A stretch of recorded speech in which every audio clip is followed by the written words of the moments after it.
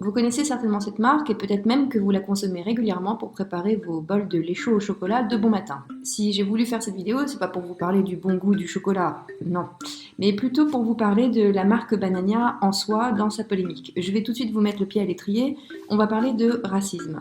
En fait, sachez que Banania est un peu à la France ce que Tintin au Congo est à la Belgique, un symbole de honte coloniale en même temps qu'une fierté patriotique. C'est difficile de trancher et on va le voir au cours de cette vidéo à quel point la marque est coincée entre deux ambivalences. Banania, oui, reste un symbole partagé et paradoxal jusqu'à aujourd'hui. Revenons donc sur cette grande polémique autour de cette marque. C'est en effet un angle très intéressant dans la mesure où elle a suscité de nombreuses polémiques. Voici donc une vidéo pour parler de la controverse et expliquer un peu l'histoire autour et répondre à la question finalement que nous nous posons tous, à savoir si Banania est vraiment et bel et bien une marque raciste. Plongeons-nous dans le contexte. La France ne pourra pas oublier la Première Guerre mondiale et ses milliers de tirailleurs qui se sont battus pour la République.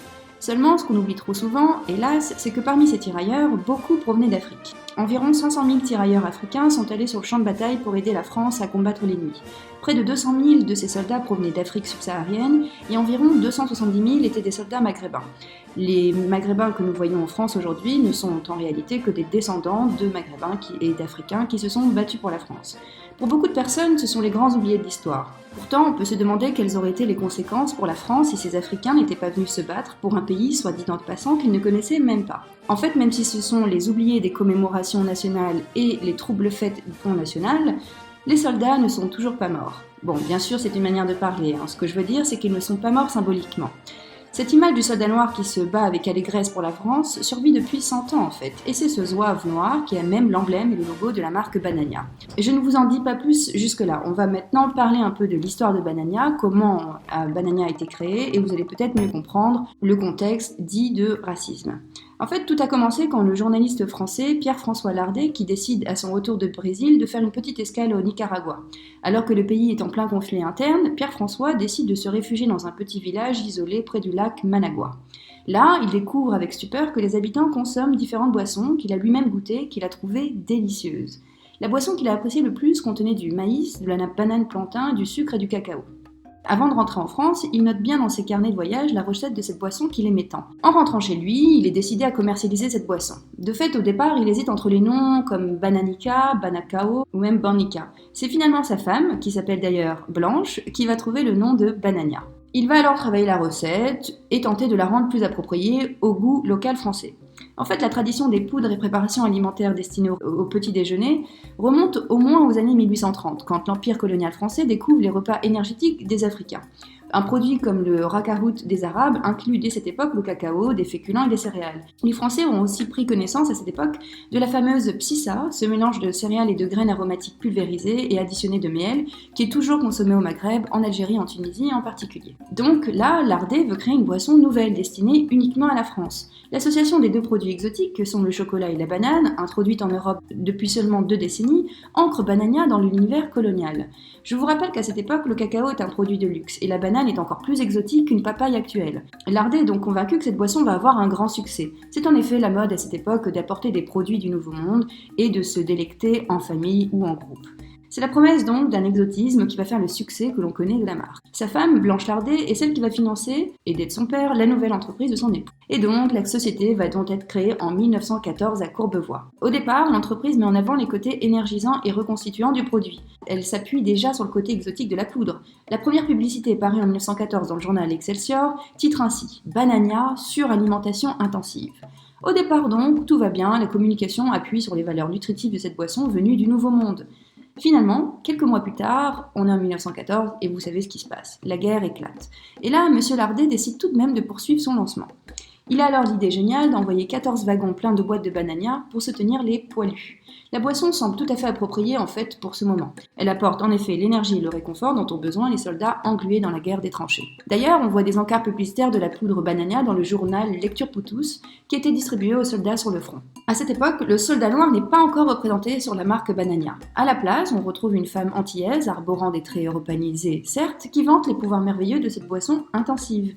L'image de l'antillaise est néanmoins très forte et très équivoque à cette époque. Il s'agissait d'évoquer immédiatement l'idée des produits des colonies. Cette première image de cette femme antillaise, dessinée par Tishon, a été rapidement délaissée pour l'image du poilu, imaginée par Maurice Lenoir, qui devient la signature donc du produit. Cela correspondait parfaitement à l'époque de la guerre. Parlons donc de cette apparition du soldat noir. L'Ardé va alors profiter de la popularité des tirailleurs sénégalais pour modifier sa mascotte. En fait, les tirailleurs sénégalais reçoivent des sentiments partagés de la part des Français à cette époque. Ce qu'il faut rappeler, c'est qu'à cette époque déjà, l'image du tirailleur indigène est très ambivalente.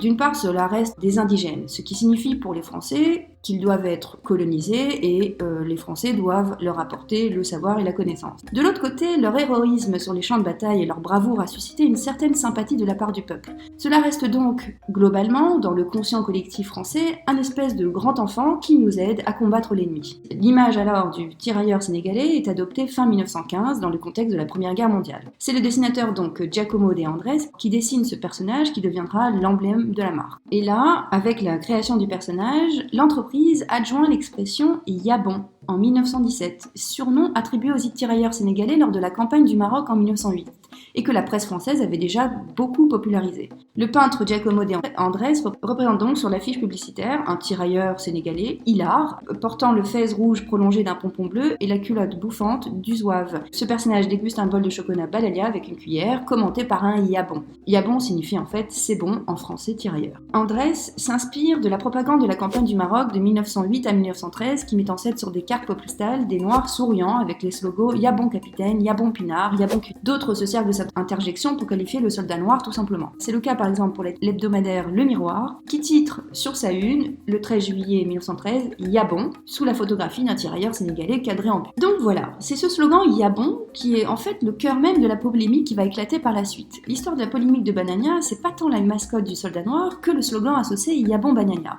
Et là on va un peu creuser ce que ça veut dire que ce Yabon Banania. La légende raconte qu'un soldat qui s'était montré particulièrement brave sur le champ de bataille fut employé par la suite dans la société en tant qu'ouvrier. En goûtant la boisson, il se serait exclamé, avec un fort accent africain naturellement, la gamelle et la cuillère à la main, « Moi, Yadi, Yabon ». Allitération et assonance bien choisies, très bon pour le marketing de l'époque. On ne sait pas vraiment si cette histoire est vraie ou si elle fait partie du storytelling de la marque. Ce n'est pas ça vraiment qui est important. Ce qui est important, c'est qu'ils l'ont quand même bel et bien utilisé. On sait très bien que la France de cette époque était colonialiste. Ce serait un comble en réalité que de s'insurger qu'ils aient utilisé une telle expression à l'époque.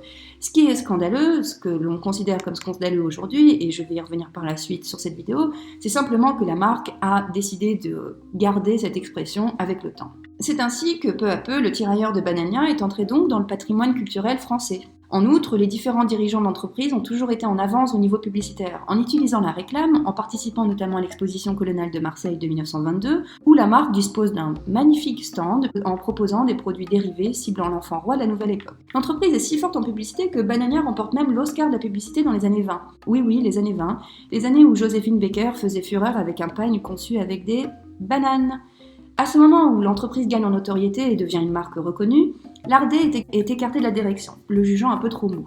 Là, des industriels de l'époque et des hommes d'affaires du monde de l'hôtellerie viennent donc le remplacer. L'affaire connaissait déjà une bonne croissance, mais alors là, disons qu'ils ont carrément accédé à une notoriété globale. Bien qu'on pensait que c'était la dernière d'ère, en 1939 éclate la Seconde Guerre mondiale. À ce moment-là, l'entreprise Banania est plus que prospère et affiche un chiffre d'affaires de 9 millions de francs avec une production annuelle de plus de 1400 tonnes de poudre. C'est absolument énorme et faramineux à cette époque. De la même manière que la Première Guerre mondiale a été une bonne occasion pour la marque de se faire connaître, la Seconde Guerre mondiale, elle aussi, a participé au succès grandissant de l'entreprise.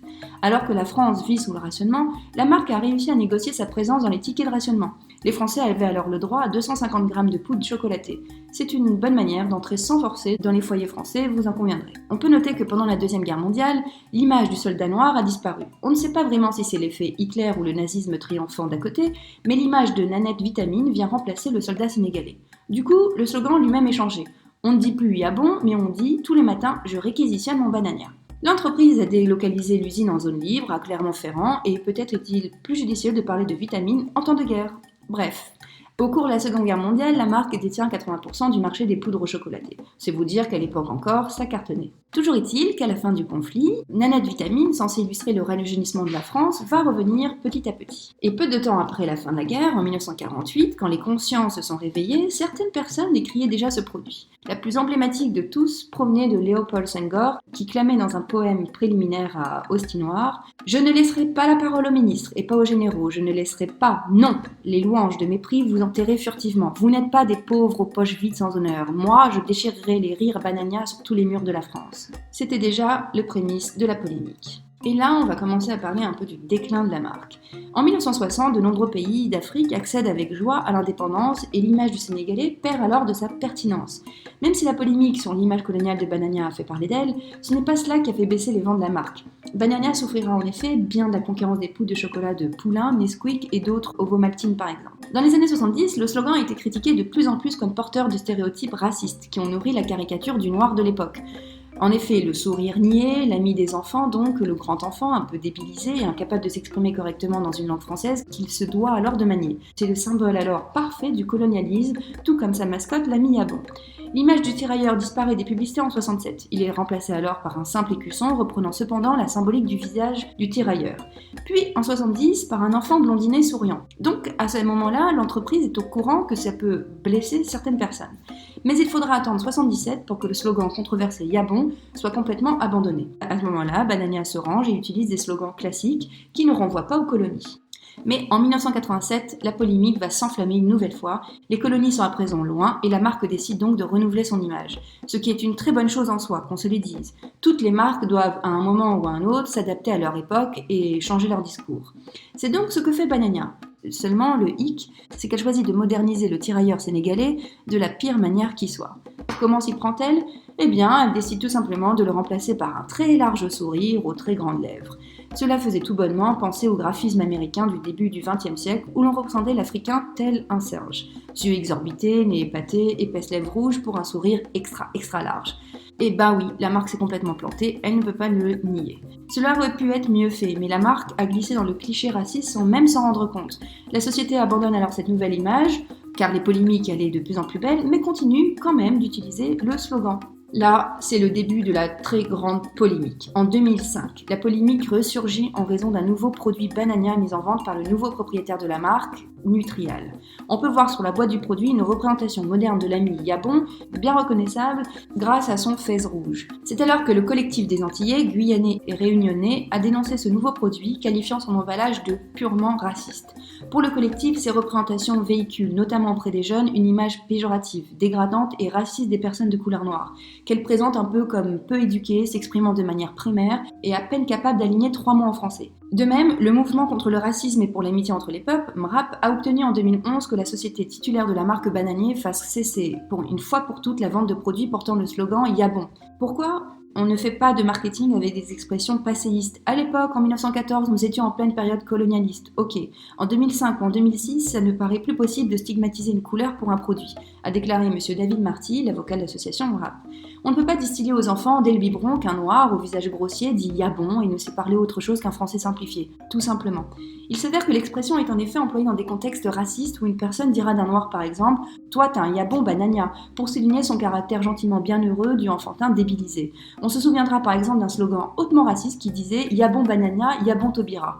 C'est nul, c'est clair. Voilà donc le problème de ce slogan. Il stigmatise l'Africain et l'infantilise à l'extrême. C'est exactement et c'est précisément cela qui est décrié par le collectif. L'image et le slogan ne font en définitive que perdurer cette association mentale, et même 60 ans après les colonies. Et finalement, le coup de grâce est tombé. L'ami Yabon finit par totalement disparaître des rayons des supermarchés le 20 mai 2011, le MRAP ayant obtenu gain de cause. Chez Nutrimen, les propriétaires de Banania, un responsable aurait quand même déclaré qu'il jugeait l'affaire excessive. Oui, excessive, et si on avait associé le français à un peuple primaire dans une image caricaturale que l'on véhiculerait sur un produit de grande consommation, aurait-il pensé que c'était excessif ? Lui seul peut répondre, me direz-vous. Maintenant, la marque ne communique plus que sur les questions nutritionnelles et l'équilibre du petit déjeuner. Il était temps. Le passé serait assumé, car on ne peut pas effacer l'histoire comme qui dirait l'autre. Toujours est-il que si les ventes sont en baisse et que Banania refuse de retirer son image du tirailleur sénégalais, qui a été transformé petit à petit en petit noir sénégalais, persiste et signe à rester une marque ancienne, campée sur des positions que beaucoup jugent dépassé. C'est certainement un très bel exemple d'une entreprise qui refuse de voir l'époque dans laquelle elle se trouve et frôle dangereusement avec la fin des ventes. En 2004, en effet, Banania ne représentait que 8% des parts de marché, très loin derrière Nesquik et Poulain. Aujourd'hui, on retrouve la marque, toujours avec cet homme noir, cette fois-ci c'est un enfant, et de même la boîte a vraiment du mal à s'exporter à l'international, compte tenu de son packaging renvoyant à un contexte colonial français et à la représentation des Noirs au passé militaire de la France. Ce serait très difficile pour un Anglais ou un Allemand d'acheter ce produit par exemple. En novembre 2018, un plan de réorganisation industrielle a été pensé pour juguler le déclin progressif des ventes de la marque et la fermeture de l'usine de Favrol a été annoncée. À défaut de vendre du cacao en poudre, on achète plus du Banania sous ses formes dérivées. De nombreux collectionneurs sont en effet à l'affût de certains gadgets et produits, comme des thermomètres, des boîtes métalliques, des affiches, etc. Et oui, à la recherche d'une nostalgie des colonies, peut-être, on ne sait pas. Enfin, pour répondre à la question qui nous a motivés à faire cette vidéo, à savoir si Banania est vraiment une marque raciste, eh bien en fait on peut dire que tout simplement elle n'a pas été aussi raciste que l'époque dans laquelle elle s'est créée. Il était évident dans ce paradigme-là que les marques puissent jongler et jouer avec des stéréotypes racistes. Cela dit, la question qui se pose maintenant, c'est que on ne sait pas si c'est très judicieux de persister avec le slogan Yabon ou de préserver l'image du tirailleur sénégalais, quand bien même celui-ci serait maintenant un enfant au design graphique moderne. La nouvelle génération, qui est même la cible de Banania, n'a en effet aucun lien réel et direct avec ce tirailleur. Voilà ce qu'on peut dire en guise de conclusion. Eh bien, je vous dirais de vous forger une opinion vous-même sur le sujet. À bientôt pour une prochaine vidéo.